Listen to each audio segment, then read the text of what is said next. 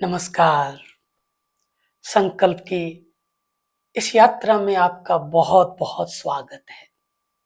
प्रिय मित्र, आज हम संकल्प क्या है इसको समझने के प्रयास करेंगे।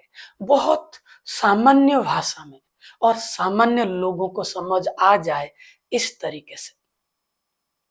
प्रिय मित्र, जैसे कि आप अपने जीवन के अलग अलग आयामों को देखा, उनकी आवश्यकताएं, जरूरतें और चाहतों को अवलोकन किया और ये भी देखा कि उन आवश्यकताओं को, चाहतों को और जरूरतों को पूरा करने के लिए जो समझ है वो सामान्यतः आप में विद्यमान है, परंतु आपके पास वो संकल्प शक्ति नहीं है जिसके कारण आप अपने जरूरतों को और चाहतों को कर्म में बदल लें।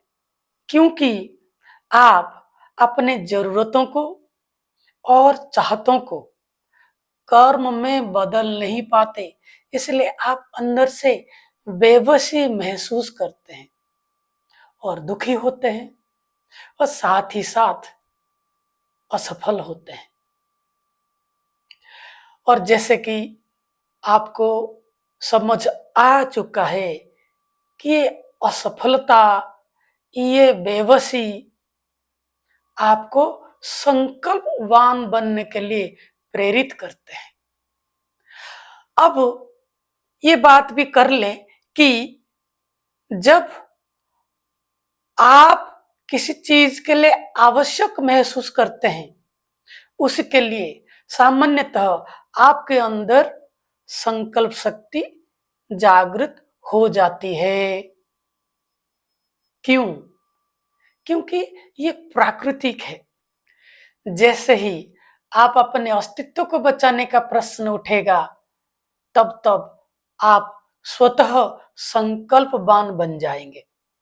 जैसे कि कोई जानवर आपके पीछे पड़ गया, आप बहुत लंबे देर तक भाग सकते हैं।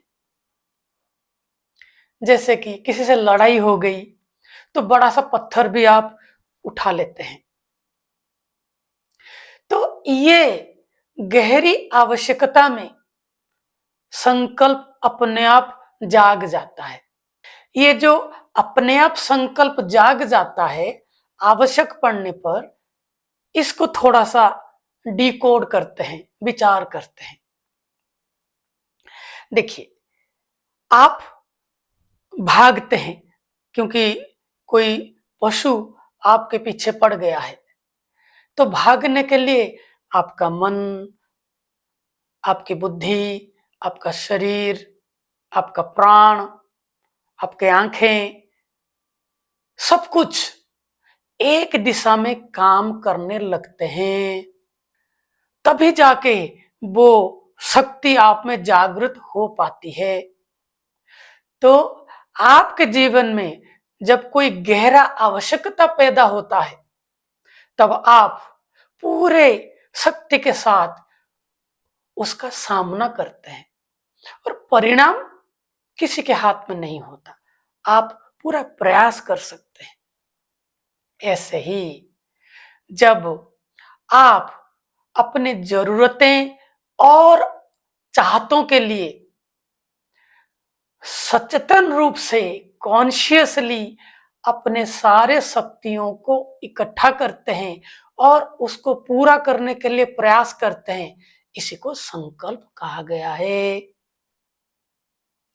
ये जो जरूरतें हैं या चाहते हैं, ये गलत भी हो सकते हैं, सही भी हो सकते हैं। जैसे कि मुझे एक मोबाइल चाहिए, महंगी मोबाइल चाहिए, ये मेरी चाहत है।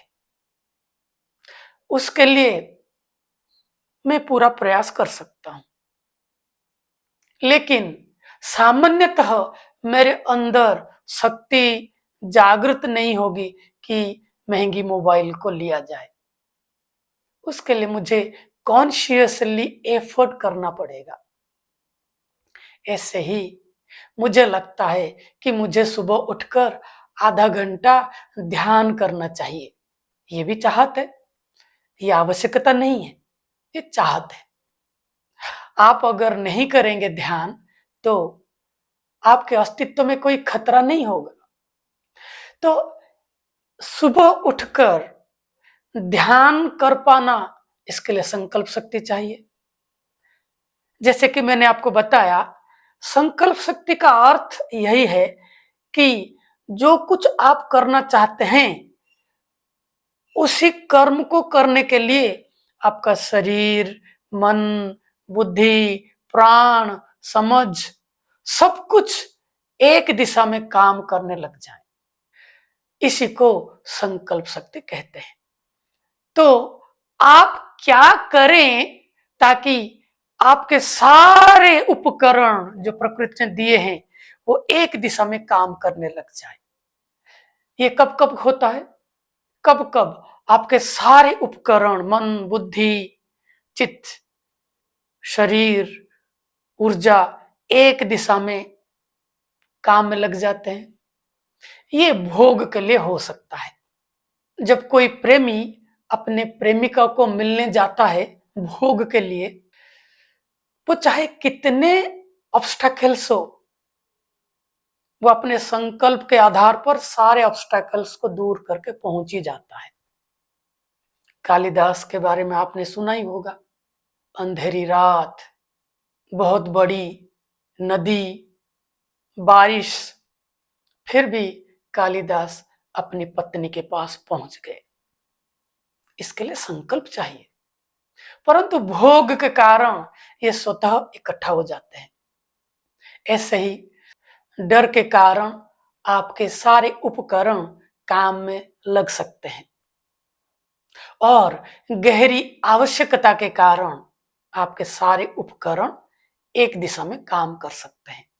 तो गहरी आवश्यकता, डर या भोग, इन सब कारणों के आधार पर जब आपके सारे ऊर्जा, सारे उपकरण एक जगह पर संगठित होते हैं, इससे आप कुछ क्षण के लिए उस परिस्थिति से तो बाहर निकल जाते हैं, लेकिन जीवन में कुछ गहरी उपलब्धि नहीं होती। गहरी उपलब्धि होगी जब आप पूरे समझ के साथ कोई निर्णय करेंगे और वो सामान्य आवश्यकता से थोड़ा ज्यादा गहरी हो। उसके लिए आप सचेतन रूप से जब अपने सारे उपकरण को इकट्ठा करने की प्रयास करते हैं और सबको इकट्ठा करके उस निर्णय किया हुआ वस्तु को अचीव करने की प्रयास करते हैं, उसी को संकल्प कहा जाता है। सामान्य भाषा में अगर समझा जाए तो ये है कि आपके पास जो समझ है उस समझ को कर्म में बदलने के लिए जो शक्ति चाहिए उसी को संकल्प शक्ति कहा गया है। प्रिय मित्र, संकल्प शक्ति केवल इच्छा नहीं है। इच्छा पहले तो ये बदलती रहती है बहुत जल्दी, और अगर ना बदले, इच्छा के कारण आपके सारे उपकरण, मन, बुद्धि, शरीर एक दिशा में काम नहीं करते। जिस दिन किसी इच्छा के कारण आपके सारे मन, बुद्धि, शरीर, प्राण, चित्त एक दिशा में इकट्ठा काम करने लग जाएं, उसी को संकल्प कहेंगे, उसे वो इच्छा नहीं कहेंगे। इच्छा संकल्प शक्ति से बहुत कम वाली निश्चय है, निर्णय है। संकल्प शक्ति प्राणों से आता है, गहराई से आता है। तो प्रिय मित्र, आपको यह समझ में आ चुका है कि जब आप अपने जीवन को देखेंगे और जीवन के आवश्यकताओं को, जीवन के जरूरतों को और जीवन के चाहतों को वो चाहत अच्छे हो बुरे हो, जरूरत अच्छे हो बुरे हो, ये विचारणीय है। इनको पूरा करने के लिए जो शक्ति की आवश्यकता होती है उसी को संकल्प शक्ति कहते हैं। संकल्प शक्ति के आधार पर आप अपनी आवश्यकता, अपनी जरूरतें और अपनी चाहतों को कर्म में बदल पाते हैं। तो प्रिय मित्र, अगले सत्र में हम इस संकल्प शक्ति का थोड़ा गहरे महत्व के बारे में समझेंगे। फिर मिलते हैं। प्रणाम।